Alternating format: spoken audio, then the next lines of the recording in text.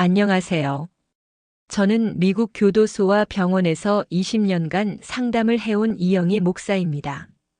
현재 한국에서 영성훈련 힐링센터를 운영하며 이 영상은 마음속 질문에 대한 답을 찾고 문제 해결을 원하는 분들을 위해 제작되었습니다.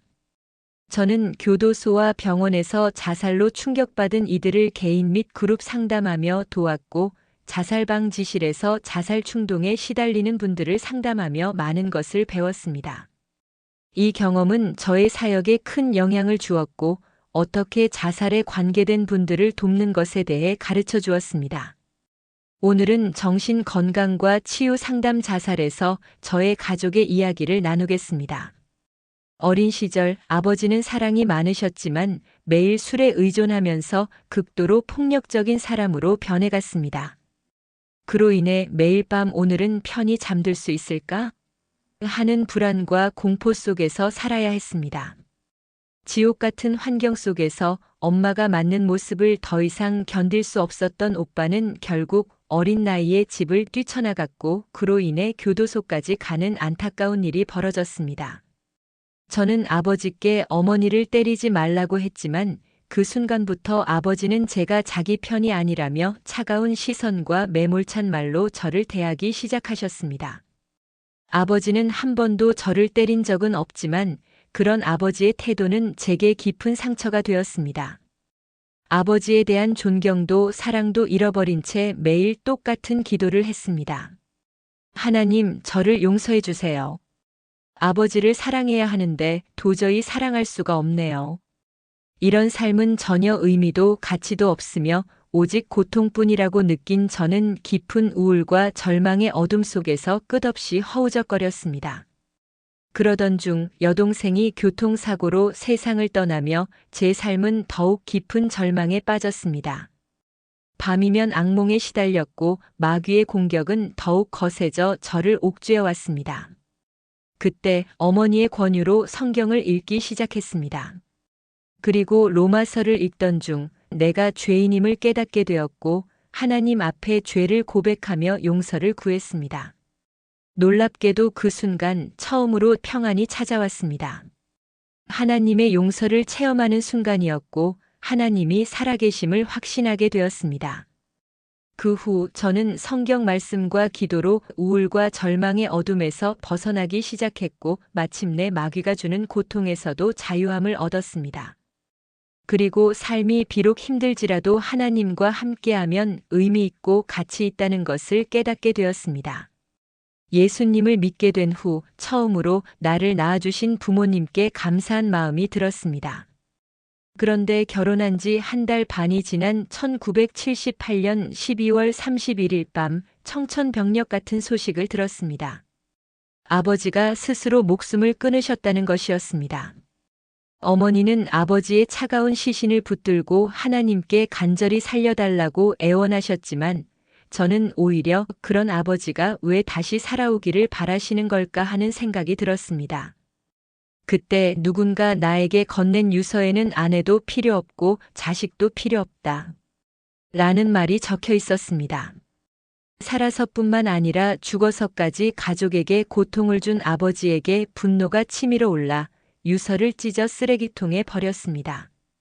장례식 날 아버지의 관을 차에 싣고 산소로 가는 동안 가족들은 조용히 눈물을 흘렸습니다. 저는 창가를 바라보며 흐르는 눈물을 멈출 수 없었습니다. 그것은 아버지의 죽음 때문이 아니라 사랑받지 못했다는 슬픔 때문이었습니다. 그때 작은 음성이 들려왔습니다. 아버지는 너를 사랑했단다. 다만 표현할 줄 몰랐을 뿐이다. 하나님의 응답이었습니다. 아버지는 알코올 중독자의 하나님을 모르셨고 분노를 다스릴 줄 모르셨습니다. 그 순간 저는 분노를 내려놓고 아버지를 용서할 수 있었습니다. 그 후 애덤스 카운티 교도소에서 사역을 시작한 후 저는 성령님과 치유라는 주제로 7주간의 기도 프로젝트를 인도했습니다. 저는 하나님께 치유의 간증을 주시기를 기도했는데 하나님께서는 제가 전혀 예상하지 못한 방법으로 응답하셨습니다. 2005년 11월 10일 운전 중 하나님께서는 아버지의 가슴을 쥐어짜는 것 같은 고통을 10분 동안 느끼게 하셨습니다. 저는 그제야 아버지가 깊은 절망 속에서 마귀의 공격을 받고 고통을 받다가 자살을 했다는 것을 처음으로 깨달았습니다. 나는 아버지를 사랑했지만 아버지의 아픔을 이해하지 못한 채 돕지 못했다는 사실에 가슴이 찢어지는 듯한 고통을 느끼며 눈물을 쏟았습니다. 아버지가 깊은 고통 속에서 누구도 자신을 도울 수 없다고 생각하며 유서의 글을 남기셨다는 것을 비로소 깨닫게 되었습니다. 그러나 이제는 너무 늦어버렸습니다. 아버지의 고통을 진작 알았다면 더 따뜻하게 대했을 텐데요. 눈물로 기도하자 주님께서 응답하셨습니다. 너도 아픈 상태였기에 도울 수 없었고 그것은 아버지의 선택이었다. 나는 너를 용서한다.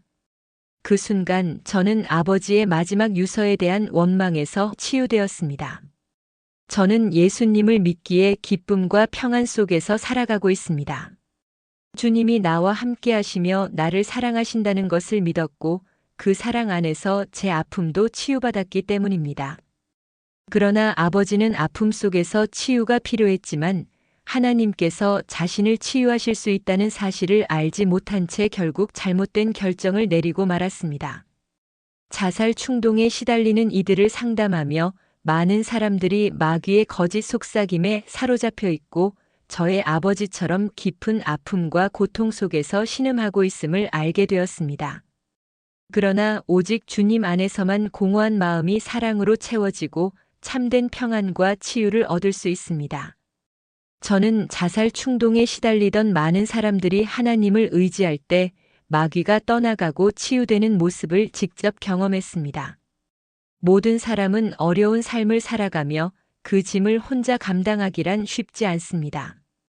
그러나 예수님의 평안과 지혜를 구하고 그분을 의지하는 이들은 자살 충동에서 치유된 것을 보았습니다. 저는 그 놀라운 회복의 순간들을 수없이 목격해 왔습니다. 묵상과 기도. 자살 충동으로 고민하고 계십니까? 자살 예방 상담 전화와 교회에서 상담을 받기를 권합니다. 그러나 한 가지 반드시 기억해야 할 것은 자살 충동이 단순한 감정적인 아픔만이 아니고 영적인 공격이 있을 수 있다는 것입니다. 자살을 부추기는 마귀를 이기는 힘을 기르기 위해 다음의 12가지를 실천해 보십시오. 1. 마귀가 사람들의 가슴을 공격해서 고통을 줍니다. 심장에 이상이 없는데도 가슴이 아프다면 가슴에 손을 얹고 평안이 올 때까지 다음 기도를 반복하십시오. 하나님 아버지, 예수님, 성령님 오셔서 저의 마음에 평안을 주세요. 이 기도를 기억해서 가슴이 아플 때마다 기도하십시오. 2. 누가복음 4장 18절부터 19절을 반복하여 읽고 묵상하며 예수님이 당신을 도우실 능력이 있음을 믿으십시오.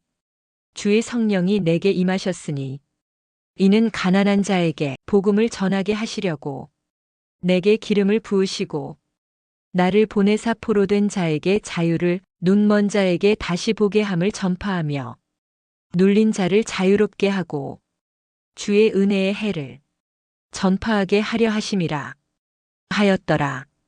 이 성경을 매일 묵상하십시오. 하나님의 말씀은 파워가 있습니다. 3. 마태복음 11장 28절을 읽고 주님께 평안을 구하십시오. 수고하고 무거운 짐진 자들아 다 내게로 오라 내가 너희를 쉬게 하리라. 4. 알코올과 약물을 포함한 모든 건전하지 않은 형태의 중독을 피하세요. 마귀는 흐려진 판단력을 이용해 거짓말로 여러분을 속이고 자살로 몰아가려 합니다. 5. 다니엘서 9장 1절부터 23절을 하루 한 번 또는 5번씩 한 달 동안 읽으며 회개의 시간을 가지십시오.